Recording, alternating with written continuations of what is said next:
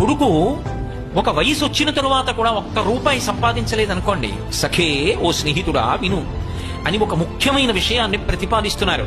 డబ్బు లేకపోతే నిందకి గురైపోతావు. ఎంత డబ్బు అన్న ఆర్తి వద్దు, కానీ సంపాదించాలి, ప్రయత్నం ఉండాలి. ఆ ప్రయత్నం కూడా చేయకుండా ఒక్క రూపాయి సంపాదించకపోతే మాతా నిందతి, అమ్మ నిందిస్తుంది. నాభినందతి పిత, తండ్రి కొడుకుని చూసి సంతోషంగా ఎరా అని ఇలా వెన్నుపాం మీద తట్టడు. అనుగచ్చతి సుత కాంతాపినా లింగతే, భార్య కూడా ప్రియమార ఆలింగనం చేసుకోదు. ఆఖరికి అర్థ ప్రార్థన శంకయాన కురుతే సల్లాపమాత్రం సుహృత్ అతను చాలా మంచి స్నేహితుడు, అతనేమి దోషభూయిష్టమైన నడవడి ఉన్నవాడు కాడు. కానీ అస్తమానం కనపడినప్పుడల్లా డబ్బు అడుగుతుంటే ఆయన మాత్రం ఎక్కడి నుంచి తెస్తాడు? అందుకని ఇట్నుంచి ఈ డబ్బు సంపాదించిన వాడు ఎడుతుంటే అట్నుంచి సుహృత్ మంచివాడైన స్నేహితుడు ఇలా వస్తుంటే వీడిని కాబట్టి ఓ స్నేహితుడా డబ్బు సంపాదించు.